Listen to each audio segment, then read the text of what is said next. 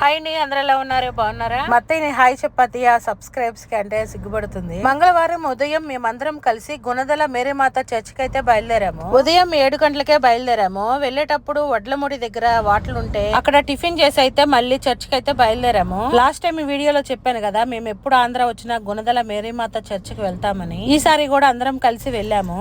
అక్కడికి వెళ్లి ప్రేయర్ చేసుకొని మళ్ళీ రిటర్న్ అయ్యేసరికి 2 o'clock అయింది. మాతో పాటు మా ఆడపడుచు వాళ్ళు కూడా వచ్చేవారు, వాళ్ళకి కుదరలేదని రాలేదు.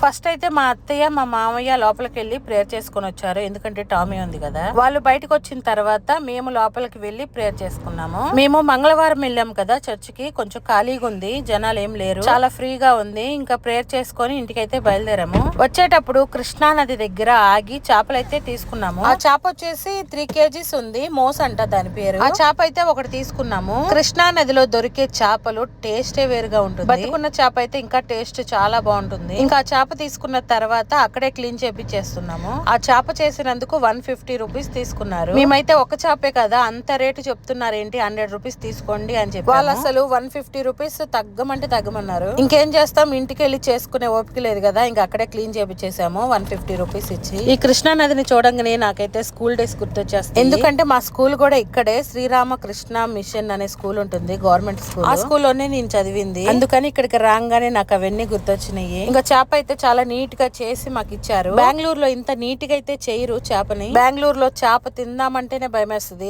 నీచు వాసన వస్తాయి చేప. ఇంకా ఇంటికైతే వచ్చేసాము. టైం వచ్చేసి 3:30 అయింది. వచ్చేటప్పుడు మా వారు మటన్ కూడా తీసుకున్నారు. మా వారేమో మటన్ కర్రీ చేస్తున్నారు, నేనేమో చేపల పులుసు పెడుతున్నాను. మటన్ కర్రీ చేసేటప్పుడు కొంచెం ఉప్పు కారం వేసి ఫ్రై చేసి అవి ప్లేట్లు వేసి మా అత్తయ్యకి ఇచ్చారు మా వారు. నేను వీడియో తీస్తున్నాను అని తినట్లేదు, వీడియో తీయట్లేదు లేదు తిను అంటే అప్పుడు తినింది. ఇంకా కర్రీస్ అయితే రెడీ అయిపోయినాయి. చేపల పులుసులో మామిడికాయ వేసి చేశాను, సూపర్ గా కుదిరింది. మటన్ కర్రీ కూడా మా వారు చాలా బాగా చేశారు. ఇంకా అందరం కలిసి ఒక పట్టు పట్టేసాము. ఆంధ్రాలో ఎండలు మామూలుగా లేవు. బెంగళూరులో చల్లదనానికి ఉండి వచ్చాం కదా ఆంధ్ర, ఇక్కడ కొద్దిగా ఇబ్బంది అనిపిస్తుంది.